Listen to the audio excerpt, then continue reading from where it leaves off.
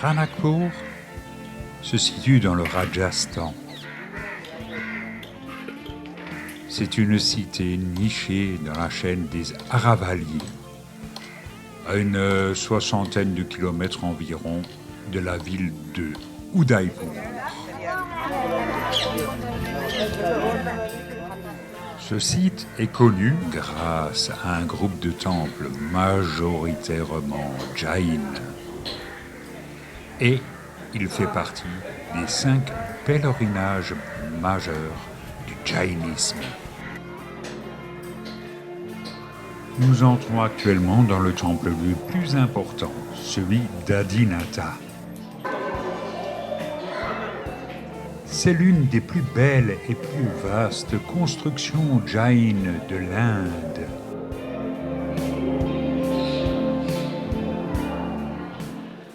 Il a été construit par un riche marchand, Dharna Shah, qui, à la suite de la vision du temple achevé à cet endroit, approcha l'architecte Depaka et demanda évidemment l'aide du Rana Kumbha, qui lui a accordé le terrain et l'assistance nécessaires.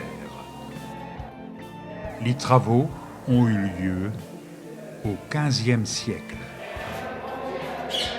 La construction est évidemment immense. Il y a 29 salles avec 80 coupoles qui sont portées par 420 piliers. Bon, normalement, il devrait y avoir 1444 piliers. Ils sont sculptés et chaque colonne est différente. Ce temple est appelé Chaumukha, 4 faces, car la cella abrite un Tirthankara, c'est-à-dire un sage jain, à 4 faces et il regarde vers les 4 points cardinaux.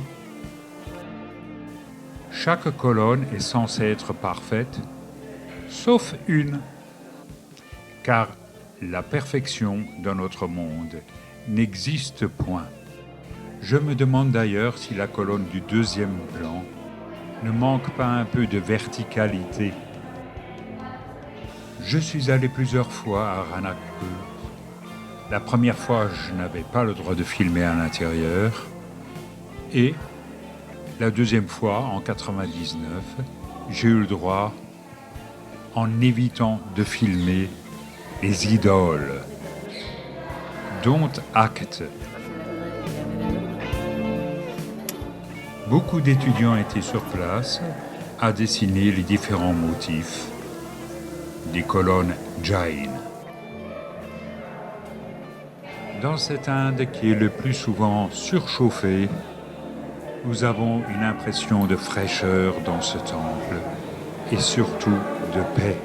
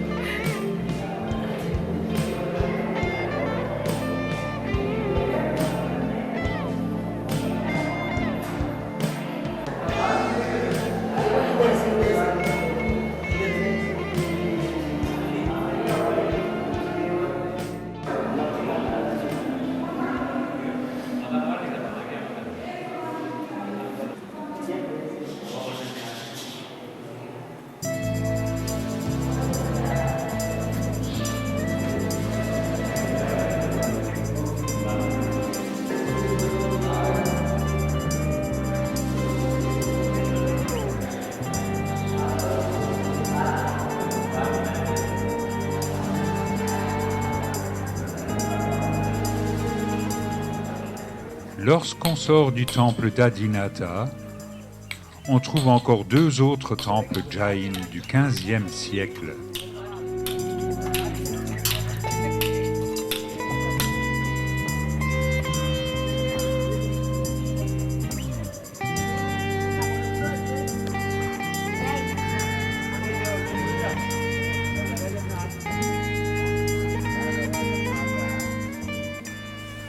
Il y a également un temple hindouiste qui est dédié à Surya et il date du XIIIe siècle.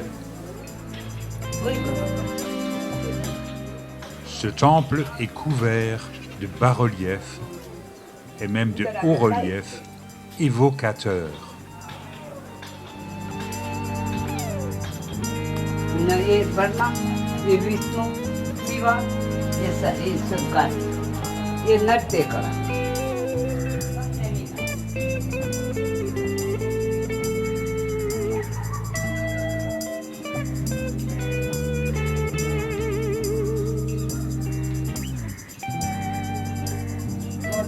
ये देखो